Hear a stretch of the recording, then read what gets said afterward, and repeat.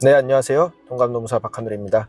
오랜만에 제가 차에서 이렇게 영상을 좀 찍게 됐네요. 거의 뭐 주에 5, 6일씩 계속 외근을 다니는 삶을 살다 보니까 사무실에 이렇게 앉아가지고 영상을 찍을 시간이 그렇게 많지가 않아가지고 대부분의 수험생들이 노무사에 지원을 하게 될 때 보면은 정말로 노무사라는 업무 그 자체만 너무 멋있다 뭐 이렇게 해가지고 반해서 지원하시는 경우가 얼마나 되겠어요. 사실 그런 경우보다는 라이센스라고 흔히 말하는 그런 직업들 중에서 뭘 할까라고 하다가 하게 되시는 분들이 많다 보니 아무래도 이제 다른 전문 자격사에 대한 궁금증을 가지고 계신 분들도 많습니다.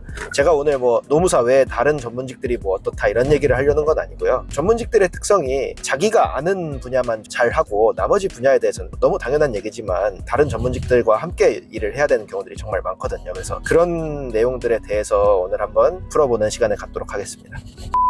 노무사가 누구랑 같이 일을 많이 하느냐라고 물어봤을 때 가장 먼저 튀어나온 건 당연히 세무사겠죠. 여러분들 세무랑 노무를 합쳐서 회사에서 이제 총무라고 얘기를 하듯이 세무 노무는 실제로 상당 부분 많은 업무가 겹치는 관계입니다. 정말 어렸을 때부터 알고 있었던 친구가 하나 있는데 그 친구가 지금 세무사를 저보다 한참 먼저 붙었거든요. 세무사랑 노무사는 어느 정도 고충도 좀 공유할 수 있는 그 정도에 가까운 사이라고 말씀을 드리게 됩니다. 물론 하는 일은 좀 많이 다릅니다. 말 그대로 세법 상의 전문가이기 때문에 근로자도 사업주도 누구나 우리나라에 돈을 벌면서 세금을 내지 않는 사람은 없습니다. 노무사의 주된 업무가 급여 아웃소싱이라는 부분이 있는데 아웃소싱을 많이 하게 되면 세무사는 거의 뭐 노무사가 다른 노무사들 이상으로 엄청나게 친해질 수밖에 없는 관계이긴 합니다. 근로자들도 근로소득세를 떼야 되잖아요. 연말정산이라는 부분도 있잖아요. 그런 것들은 사실 노무사가 직접적으로 일반적으로 하기는 좀 쉽진 않은 부분이고 아무래도 접근성이라는 부분도 좀 차이가 많이 나는 게 노무사를 사용하는 사업장은 아무래도 관심이 있거나 아니면 규모가 어느 정도 큰 사업장에 국한이 되는 반면 세무사는 저처럼 1인 사업을 하는 사람도 세무사는 안길 수가 없는 그런 구조인 거잖아요. 대부분의 영세 사업체에서는 세무사가 사실상 사대보험 그리고 급여 아웃소싱이라는 부분에 완전히 전담을 하고 있기 때문에 좀 쉽게 연락할 수 있는 막역한 노무사들이 꼭 한 분씩은 계시는 것 같고 실제로 세무법인 내지는 세무사 사무소에서 노무사랑 아예 컨택을 해가지고 자기 고객사들 상담을 하다 보면은 다 세금 관련된 게 아니라 특히 근로자 관련된 상담에 대해서는 아무래도 세무사님들이 답변하기가 어려운 경우들이 있을 수밖에 없잖아요. 어떻게 보면 협업 관계에 있는 노무사가 한 명 있으면 좋기 때문에 아예 같이 일을 하는 거에 준하는 그런 관계를 맺는 경우들도 정말 많습니다.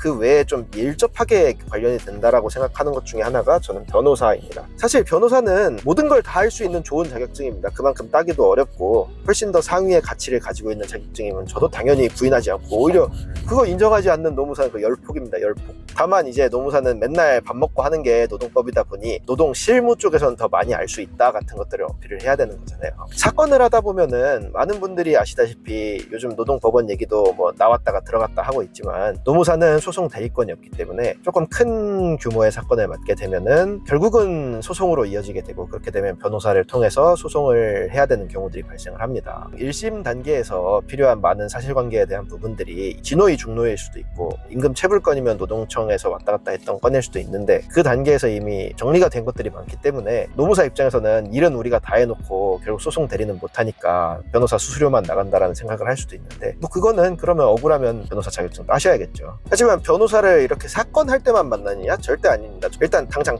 자문을 맡길 정도 업체들 중에 조금 큰 업체들 같은 경우 당연히 로펌도 법률 자문으로서 또 따로 끼고 있습니다. 노무법인 한 곳만 쓰는 경우도 드물고 노무법인, 법무법인 각각 하나씩 쓰거나 노무법인도 여러 개 쓰거나 뭐 이런 경우들이 정말 많거든요. 특히 공공기관 쪽 자문을 하다 보면은 법무법인에서 준 의견 그리고 노무법인에서 준 의견을 취합해서 이렇게 진행을 하게 되는 경우들이 굉장히 많습니다. 그래서 서로 이제 크로스해서 의견서를 받아보는 경우들도 있고 아예 그냥 대놓고 변호사님들이 연락을 주시는 경우들도 있어요. 왜냐면 노무사는 정말 노동관계 법령상의 얘기만 해주게 되지만 변호사는 그 외의 부분들 공공자 붙으면 제일 문제가 되는 게 항상 감사인데 노동법상으로는 이렇게도 괜찮은데 감사상으로는 하면 안 되는 것들이 있잖아요. 그런 내용들에 대한 얘기를 굉장히 많이 주고받게 되는 게 저처럼 집단법 업무를 그래도 하시는 분들 같은 경우에는 이 경우에도 변호사를 꽤 많이 만나게 됩니다.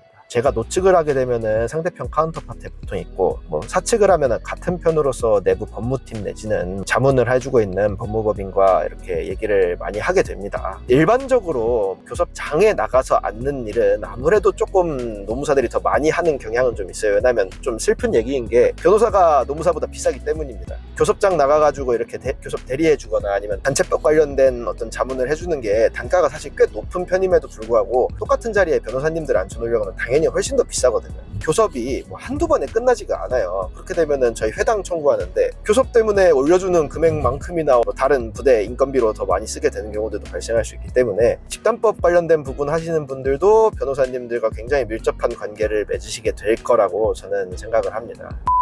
그 외의 자격증 중에서 밀접한 자격이라고 하면은 경영지도사입니다. 노무사의 인사관리 쪽과 굉장히 비슷한 부분을 많이 하게 돼요. 이제 조금 차이점이 있다라고 하면은 뭐 여긴 노측을 할 게 없잖아요. 경영을 하는데 노무뿐만 아니라 다른 부분까지도 이렇게 건드리시게 되는 중소기업, 영세기업들 대상으로 정말 많은 컨설팅 같은 것들도 하시게 되는 직업입니다. 저는 경영지도사분들을 어디서 제일 많이 만나냐면요. 여러분들도 아시다시피 제가 뭐 소상공인 시장진흥공단 이런 데서 컨설팅을 하고 있잖아요. 지금 컨설턴트로서.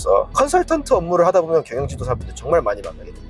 컨설턴트가 꼭 무슨 뭐 국가 자격증을 가지고 있어야 되는 건 아니지만 아무래도 이쪽에 오래 종사하시는 분들 중에 경영지도사 갖고 계신 분들이 정말 많고 경영지도사 자격증이야말로 어떻게 보면 진짜 짬의 상징 같은 느낌도 저는 개인적으로 좀 들거든요. 법에서 얘기하지 않는 그런 부분까지도 지적을 해주실 수 있고 그러니까 아무리 이론상 페이퍼를 잘 써봐야 지키지 않으면 꽝인데 납득 가능한 어떻게 보면 솔루션을 제시할 수 있는 게 이 경영지도사 분들이라고 저는 생각을 합니다. 협업을 하는 관계인지까지는 솔직히 잘 모르겠어요. 너무 겹치다 보니까 좀 어떻게 보면 경쟁 관계에 가까울 수도 있다라는 생각을 하게 되는데 노무사가 저는 개인적으로 경영지도사 자격증 따는 거 시간만 있다라면 정말 괜찮은 접근 방법이라고 저는 생각을 합니다. 또 많이 만나게 되는 그리고 전문직이 어떻게 보면 최고봉 의사분들 정말 생각보다 자주 만나게 되는 게 제가 산재 법인을 다니지도 않았고 산재 사건을 전문으로 하는 사람이 아님에도 불구하고 그렇다고 저도 지금 산재 재심사 청구권도 하고 있고 산재 사건 안 하는 거 아니잖아요. 근데 그러다 보면은 당연한 얘기지만 저는 의학적 지식이 없습니다.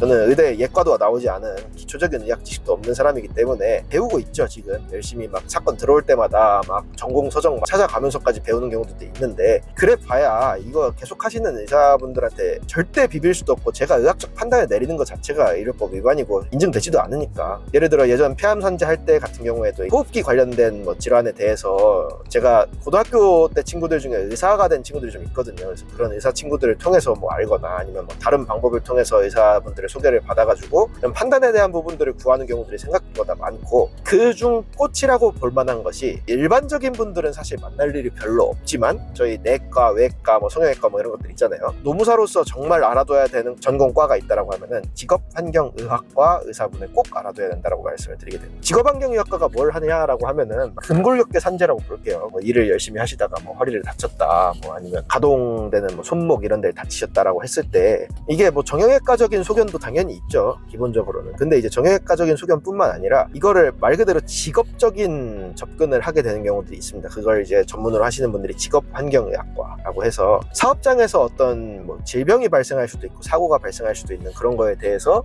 연구를 하시는 어떻게 보면 진짜 스페셜리티가 있는 과가 있습니다. 이 직업환경의학과 의사분은 노무사로서 알고 있는 것과 모르고 있는 것은 진짜 그 마음의 안정가짐에 있어서 너무 그 천지 차이가 난다라고 저는 생각을 해요. 정말 얻기 힘들지만 얻어야만 하는 그런 인적 네트워크라고 말씀을 드리게 됩니다. 여기에 하나 더 더하자면 뭐 댓글로도 한번 물어보신 경우가 있었는데 손해사정사 손사라고 제가 줄여서 말을 하겠습니다. 손사는 이제 여러 가지로 나뉘는데 신체 손사 같은 경우가 저는 이 자격증이야말로 산재 전문 노무사한테 시너지가 나는 자격증이라고 생각을 하는 게 노무사가 하는 산재는 산업재해보상보험법이죠. 저희 4대 보험 중에 하나로 들어가는 부분이 있지만 사실 실무에서는 산재만 쓰지 않습니다. 저희 근재라고 해서 근재보험 같은 경우에 따로 들어놓고 이제 산재로서 보상이 다 되지 않는 부분들 휴업급여 부분도 있을 수 있죠. 저희 70%밖에 안 주니까 뭐 그런 부분들 플러스 알파로 해서 보상을 해드려야 되는 경우들이 종종 발생을 한단 말이죠. 손해사정사는 의학적 공부를 하시는 분들로 알고 있고 손해를 어떻게 발생을 했냐라는 걸 추정을 하려면 객관적인 지식이 필요한 거잖아요. 예를 들어서 뭐 이 왼쪽 손이 있다라고 하면은 왼손 중에 엄지손가락 절단의 경우에는 노동력 상실률로 따졌을 때 몇 퍼센트고, 검지손가락은 몇 퍼센트고, 2개가 잘렸을 때 몇 퍼센트고, 5개가 다 없으면 몇 퍼센트고, 관절도 어디에서 잘렸냐에 따라서 몇 퍼센트인지 다 나오는 그런 개념인데, 노동력 상실률 자체에 대한 부분은 제가 알기로는 그건 의학적 판단이기 때문에 의사 선생님들이 내리시는 걸로 알고 있습니다만, 그럼에도 불구하고 접근하는 방식 자체에 대해서 훨씬 더 익숙하신 건 사실이잖아요. 그래서 저는 신체손상은 산재 보상 업무를 하심에 있어서는 굉장히 도움이 많이 되는 자격증이다라고 감히 생각을 하고 있고, 그 외의 자격증들도 뭐 상황에 따라서 만나는 경우들은 분명히 있을 수 있을 것 같아요. 예를 들어 뭐 저는 이제 아는 회계사 동생으로부터 질문을 가끔 받거든요. 제가 질문을 할 일은 별로 없는데 회계사들이 가끔 노무사한테 전화를 하는 게, 예를 들어서 사내복지기금 같은 경우들이 있거든요. 근로자들 어떤 뭐 이런 복지를 위해서 만드는 기금 같은 게 있는데, 그 사내복지기금 하는 업무를 하다 보면은 노무사한테 물어볼 일들이 생기나 봐요. 그래서 그런 내용들, 아무래도 좀 회계 관련된 내용들에 대해서 가끔 질답을 하는 경우들이 있고, 그 외의 분들은 사실 뭐 직접적으로 이렇게 업무와 관련된 얘기를 직업 때문에 나누는 경우들은 그렇게 많지는 않았던 것 같습니다. 저는 자격증을 가지고 있다고 해서 그 분야의 무조건적인 스페셜리스트가 되는 건 아니라고 생각을 합니다. 자격증은 정말 엔트리예요. 말 그대로 완전 초입에 불과한 거고, 실제로 경험을 해야지 그 자격증이 완성이 된다라고 생각을 하는데, 거꾸로 생각하면은 진입을 할 수 있는 기초적인 그런 내용들은 알고 있다라는 최소한의 인증인 거잖아요. 그렇기 때문에 여러분들이 시간적인 여유가 있고 개인적으로 시험 머리가 좀 좋으신 분들 같은 경우에는 자격증 추가 취득하는 거에 대해서 저는 굉장히 긍정적으로 생각을 하고 있습니다. 전혀 아예 뭐 다른 쪽, 요즘 노무사라고 해도 AI 내지는 데이터 관련된 쪽 전문 지식이 있으면 진짜 좋을 것 같은데, 이거는 제가 뭐 이렇게 구체적으로 어떻게 연관이 되냐라는 부분에 대해서는 떠오르는 게 없다 보니까 소개를 못 시켜드리는 거지, 또 충분히 연관이 될 수 있는, 시너지가 날 수 있는 자격이라고도 생각을 하고요. 제가 지금 소개드리지 않은 수많은 자격증들이 노무사의 이 노동관계 법령에 대한 자문 내지는 컨설팅, 그리고 사건에 대한 수요와 맞물려서 시너지를 낼 수 있는 부분들이 분명히 있다라고 좀 생각을 합니다. 굳이 자격증이 아니라고 해도 제가 기자 생활했던 것도 어떻게 보면 인터뷰 스킬부터 시작해서 정말 위급하면 언플이라고 하는 부분까지 고려를 한다라고 하면은 도움이 되고 있는 것도 당연히 사실이니까요. 세상에 쓸모없는 자격은 없고 각자의 전문성을 발휘하기 위해서 있는 자격증이기 때문에 뭐 8대 자격증이네 뭐 이런 식으로 임의로 나눠놓은 스탠다드가 있는 것도 아니기 때문에, 본인이 이제 생각하고 있는 노무사로서의 이제 전문성을 쌓겠다라고 하시는 분야에 있어서 감히 떠올리지 못한 부분들이 있다라고 하고, 그 부분을 이렇게 자신 있게 밀고 나가신다라고 하면은 얼마든지 모든 자격증의 시너지가 날 수 있는 그런 자격증이라고 저는 생각을 하게 됩니다. 오늘 영상은 여기서 마치도록 하겠고요. 다음 시간에 다시 찾아뵙겠습니다. 감사합니다.